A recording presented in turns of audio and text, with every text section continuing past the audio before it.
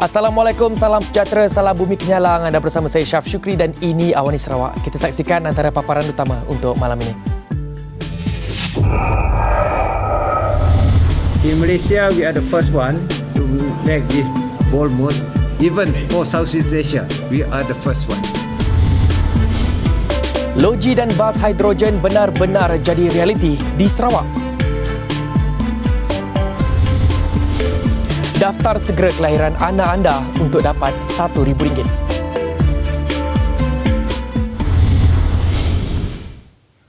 Hari ini catat sejarah buat Sarawak. Tenaga hidrogen yang dicanang-canangkan dibangunkan di negeri bumi kenyalang itu kini benar-benar dilakukan kerajaan Sarawak, bukan omong kosong. Sebuah stesen pengeluaran hidrogen pertama di Sarawak dan Asia Tenggara dan bas hidrogen pertama negeri dilancarkan Ketua Menteri Sarawak Datuk Patinggi Abang Johari Tun Openg.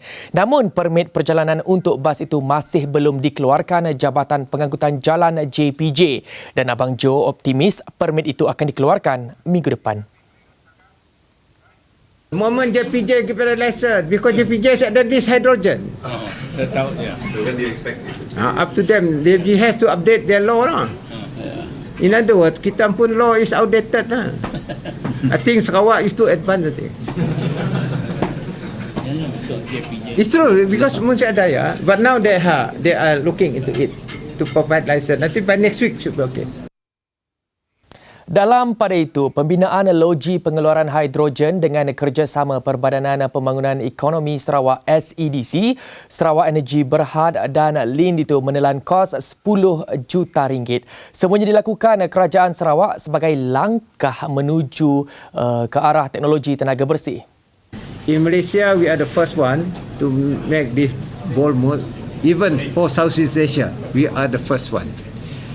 And over time, Sarawak will have all the new products coming from our resources. And next year, we are going to give more fund to our R&D. We have established what we call Research Council. Abang Jo juga berkata, Sarawak harus memanfaatkan sumber asli yang terdapat di negeri itu dan diterjemahkan kepada teknologi baharu, terutamanya dalam penghasilan produk. Selain itu, Abang Jo turut dedahkan 5 stesen minyak khas akan dibina selewat-lewatnya hujung tahun depan di Sarawak. Ia libatkan stesen 3 dalam 1 yang menawarkan perkhidmatan mengisi minyak, gas hidrogen dan mengecas tenaga elektrik. Next year, we start end of the year. I have identified places already rural.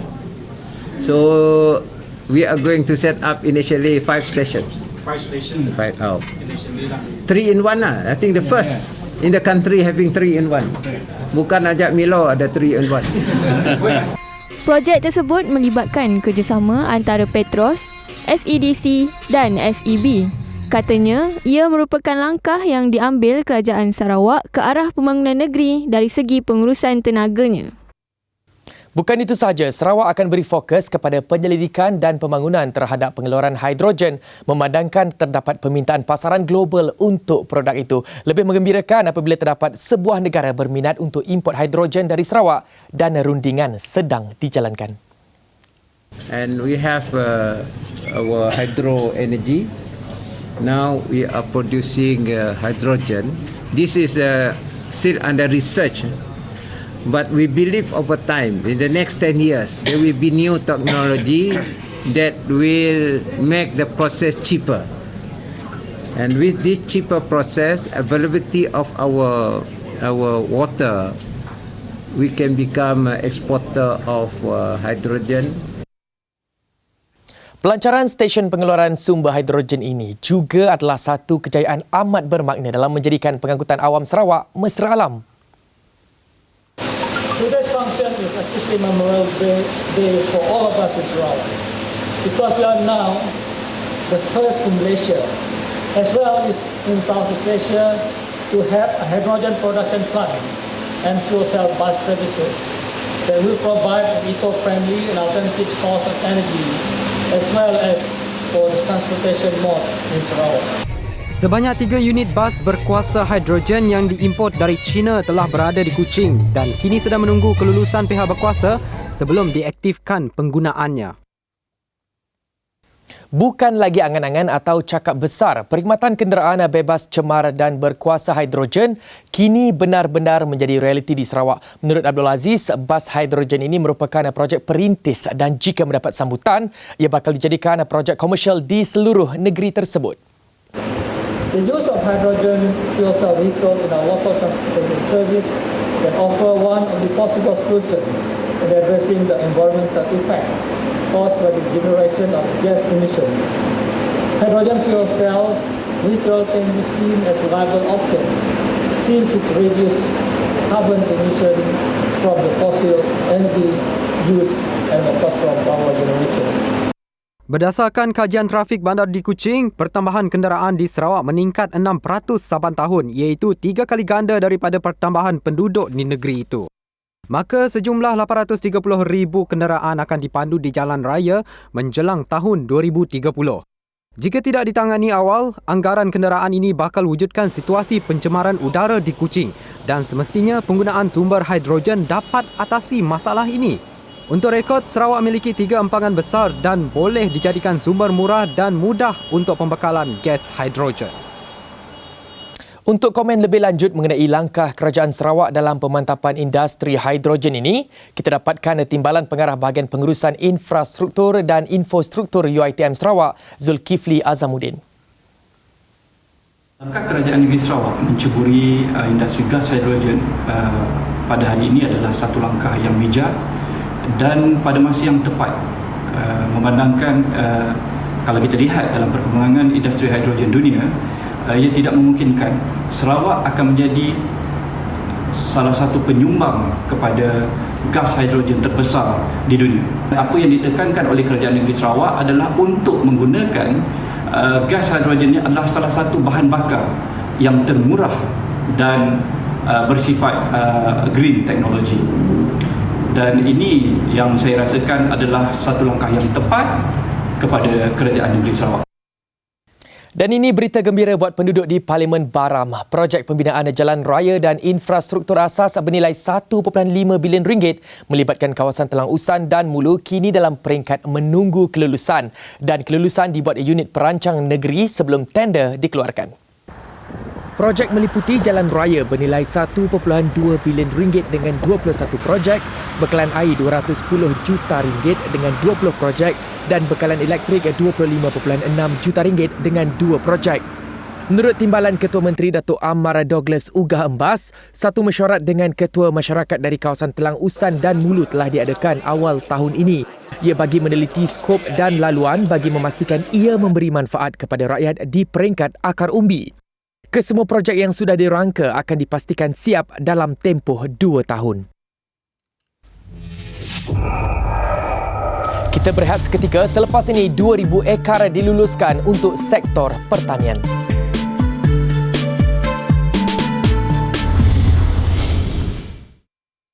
Bertemu kembali. Jika semalam di Johor Bahru, Menteri Pertanian dan Industri Asas Tani Datuk Salahuddin Ayub kata Kerajaan Sarawak tawar 600,000 hektar tanah dan Ketua Menteri Datuk Patinggi Abang Johari Tun Openg ketika ditanya mengenai perkara itu, nyata terkejut. Aku pun terkejut juga. I was shocked also. 600,000 is 1 million acres. Gini, kaya kita nak bagi tanah ke daya. Lewat paloi air juga. Okay. I don't know where they get the figure. With due respect, so many messages nak betul sebelah nun. Itu betul-betul tak betul lah ya.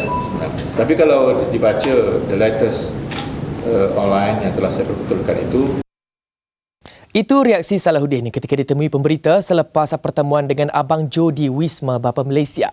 Tidak benar kenyataan itu. Sebaliknya, angka 600,000 hektar itu sebenarnya adalah jumlah keseluruhan keluasan bagi tanaman sawit di Sarawak.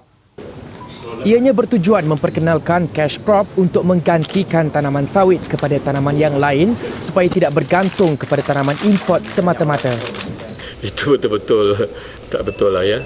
Nah, tapi kalau dibaca the latest online yang telah saya perbetulkan itu, maka tajuk yang paling tepat adalah maknanya Kerajaan Negeri Sarawak bersedia untuk bekerjasama dengan mana-mana pihak dan kerana ini adalah merupakan usaha Kerajaan Sarawak untuk memperkenalkan cash crop untuk menggantikan sawit. Sempena sambutan perayaan Gawai Dayak dan Hari Raya Aidilfitri awal Jun ini, syarikat penerbangan negara digesa tawarkan tambang murah untuk membolehkan orang ramai pulang ke kampung halaman. Ia selari pengumuman dibuat Menteri Pengangkutan Anthony Loke Siu Fook pada Februari sempena sambutan Tahun Baru Cina. Ketua Whip Gabungan Parti Sarawak GPS Datuk Seri Fadilah Yusof berkata, Loke umumkan 3 syarikat penerbangan tempatan sebelum ini menambah 376 penerbangan lewat malam pada kadar rendah bagi tempoh 30 Januari hingga 12 Februari lalu. Untuk itu, beliau berharap kemudahan sama diberi kepada mereka yang mahu pulang ke kampung kali ini bagi meraihkan perayaan Gawai dan Hari Raya. RM1,000 sumbangan Kerajaan Sarawak ini khusus buat bayi yang lahir di Sarawak mulai 1 Januari tahun ini dengan mendaftar Endowment Fund Sarawak EFS. Sumbangan itu Menteri Muda Perundangan, Hubungan Negeri Persekutuan dan Pemantauan Projek Sharifah Hasidah Said Aman Ghazali kata, ibu bapa rebut peluang ini dengan sebaiknya. Hal ini kerana permohonan itu tidak dijana secara automatik, malah hanya sijil kelahiran yang sah diperlukan bagi memohon bantuan itu. Borang EFS boleh didapati di Jabatan Pendaftaran Negara JPN di semua cawangan negeri ini. Antara faedah EFS ialah penerima layak nikmati dividen tahunan Bank Islam dengan kadar 4.2% hingga penerima mencapai usia 18 tahun.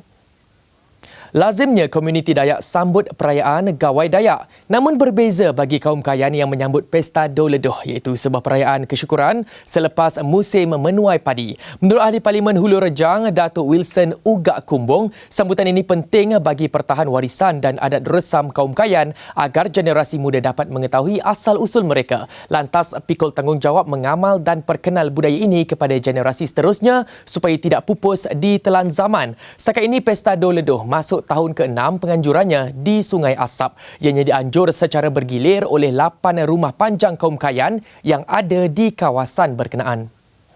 Sudah menjadi tradisi dan identiti tarian ngajat tarian keramat masyarakat Iban. Sebelum ini, wartawan Awani Sarawak Nikisen Nyambar berkongsi mengenai pohon ranyai. Kali ini perkongsiannya adalah mengenai tarian ngajat dan sama-sama kita saksikan.